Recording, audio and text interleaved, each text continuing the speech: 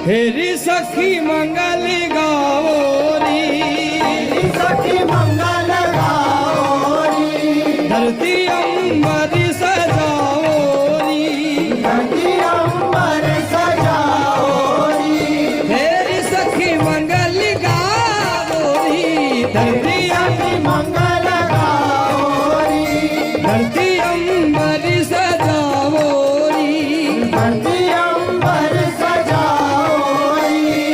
आज उतरे।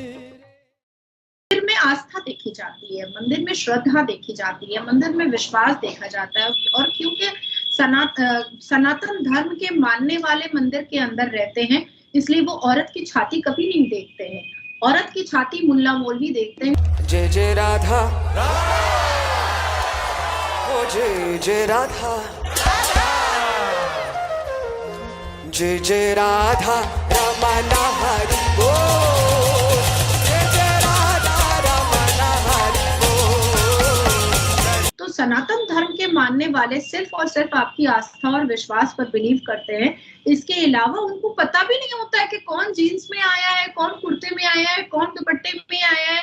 इसका समय उनको भगवान के सामने नहीं है, बिल्कुल नहीं है। पता है कि इंसान को जहाँ पर हकीकत नजर आती है, स्पेशली जो चीजें हम लोग किसी अगर प्रोफेशन के साथ जुड़े हैं या हमारी रूटीन लाइफ में जो चीजें हो रही होती हैं, और वही चीजें जब हमें कहीं पर नजर प्रैक्टिकली आ रही होती है कि इतने सालों पहले इनकी प्रैक्टिस हो चुकी हुई है, इसके बारे में बताया गया है, तो मुझे लगता है कि कहीं ना कहीं पर हम साथ में जुड़ना शुरू हो जाए। दोस्तों, जैसा कि अभी आपने वीडियो में देखा कि किस तरह विदेशी लोग सनातन धर्म को अपना रहे हैं और प्रभु की भक्ति में लीन हो रहे हैं। इन लोगों की सनातन के प्रति आस्था इतनी है कि प्रभु के दर्शन होते ही इनकी आंखों से आंसू निकलने लगे। तो चलिए इसी खबर के साथ हम आज का ये वीडियो शुरू करते हैं। तो इस चीजों को अगर हम देखें तो आप कुरान भी पढ़ती हैं, कुरान और गीता एक साथ, मतलब भगवत गीता भी पढ़ती हैं, कुरान भी पढ़ती हैं। अगर दूसरी तरफ देखें, इस्लाम भी आप मानती हैं और पूजा भी आप करती हैं, तो इस चीज का आपकी जिंदगी पे क्या इफेक्ट है? बात सिर्फ सेक्युलर स्टेट की और फंडामेंटल राइट्स की नहीं है। अगर मैं आपके पाकिस्तान में भी आ गई ना, तो भी मैं मंदिर में जा करके मैं पूजा कर लूंगी और किसी के बाप की ताकत नहीं होगी मुझे रोकने की। इतनी हिम्मत नाजिया रखती है। अब आपने कहा कि मैं इस्लाम भी मान रही हूँ और मैं साथ साथ पूजा भी कर रही हूँ, और इस्लाम के हिसाब से अगर कोई पूजा कर लेता है तो वो बहुत बड़ा गुनाह और शिर्क हो जाता है। तो मैं जिस माँ की कोख से जन्म हुई हूँ वो इस्लाम के मानने वाली कोख है।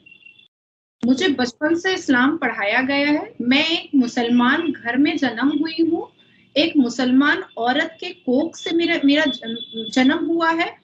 तो बचपन से मुझे इस्लाम सिखाया गया, मुझे इस्लाम बताया गया, मुझे इस्लाम पढ़ाया गया, और साथ साथ इतनी खूबसूरत इस्लामिक तालीम मुझे दी गई जिसने सारे तथ्यों को खोल करके रख दिया, जिसने जितनी भी बातें थी उसको खोल करके रख दिया। तो जब मैंने पूरा कुरान मुकम्मल बामायने अपने कंफर्टेबल लैंग्वेज में, क्योंकि मेरा बहुत कमांड है बहुत सारे लैंग्वेजेस में, तो मैंने अपने लैंग्वेजेस में, कंफर्टेबल लैंग्वेजेस में जब पढ़ना स्टार्ट किया, तो कहीं ना कहीं मुझे उसमें बहुत सारी कुप्रथाओं का सामना हुआ। बहुत सारी चीजें मुझे कुप्रथा लगे। तो भारत में 82.7% सनातनी की मेजॉरिटी यहाँ पर है, पर मैंने कभी भी किसी सनातनी के मुंह से ये नहीं सुना कि नाजिया तुम रावण हो या तुम काफिर हो।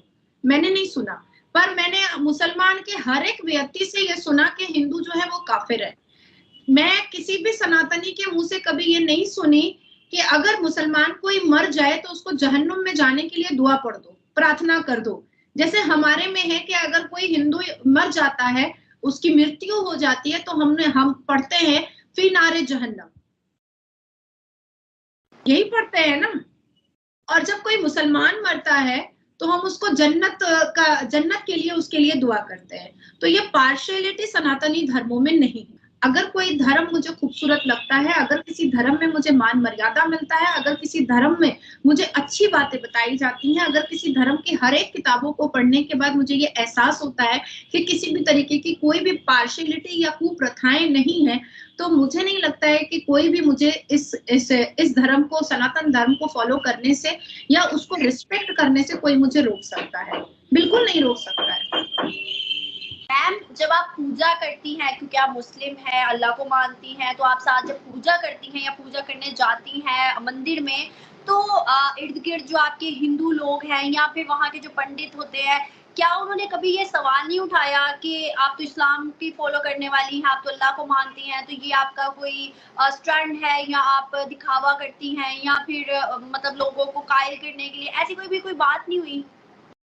देखिए ना, ऐसा है कि सनातन धर्म के मानने वाले जो होते हैं ना, वो ऐसी खुफिया दिमाग के लोग नहीं होते हैं, ऐसे खुराफाती दिमाग के लोग नहीं होते हैं। मैं बहुत जगह जाती हूँ, इस दुनिया के सबसे बड़े इस्कॉन टेम्पल पे भी मैं लास्ट वीक में गई हुई थी।